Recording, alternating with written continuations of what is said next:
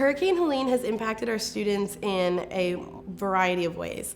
Not only academically, just because we did lose out on a little bit of time there, but emotionally, some students had damage to their houses so much that they had to live in other places while that was getting repaired. We've even got some teachers who have had to move because of that, and that in itself trickles down and affects the students.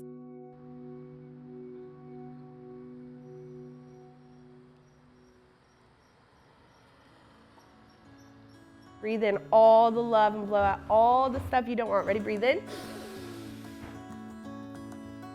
And breathe out all the negative.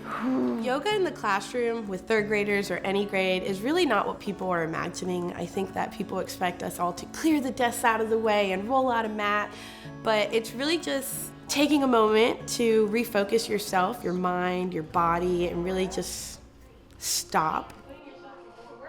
Yoga is for everybody. If you can breathe, you're doing yoga and mindfulness.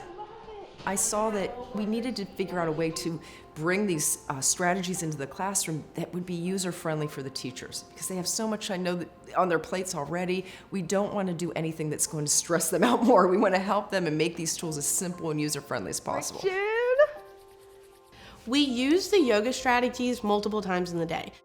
We start off as a whole group in the morning, and we do the activities, the 3 activities together, the A, the B, the C, and that's the attention activity, the breathing activity, and then a calm connector.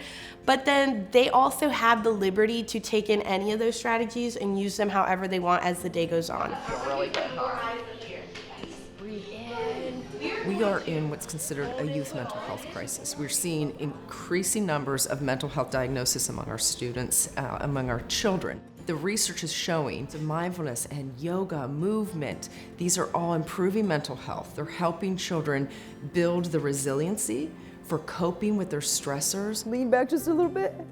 And waterfall. Several studies that connect increased movement to increased learning. So in order to help learning and help behavior, help that self-regulation, we are seeing movement as the answer to that. It's not necessarily as simple as just, let's go run around the playground and do a few laps and then come back.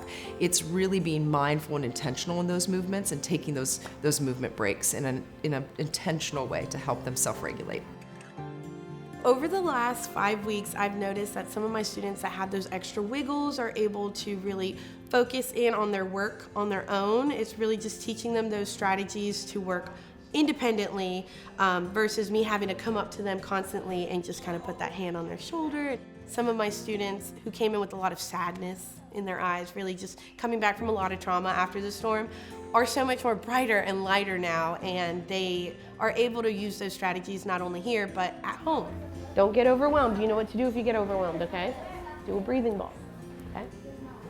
Being a teacher is obviously so rewarding. It is exciting when you see them read something that they couldn't read before, but by golly, it is so much more rewarding when you see somebody who used to have meltdowns or used to not be able to keep their hands to themselves or get so frustrated that they would shut down. When you see that person change into a whole nother little human, it just reminds you what you're doing is impacting the future. I mean, this is somebody who, if they would have acted like that in a store in 10 years, could be in trouble. And now I've taught them a strategy that's going to take them from being a citizen that people are scared of to being a citizen that can truly deal with conflict, resolve it, and move on. Some adults don't know how to do that.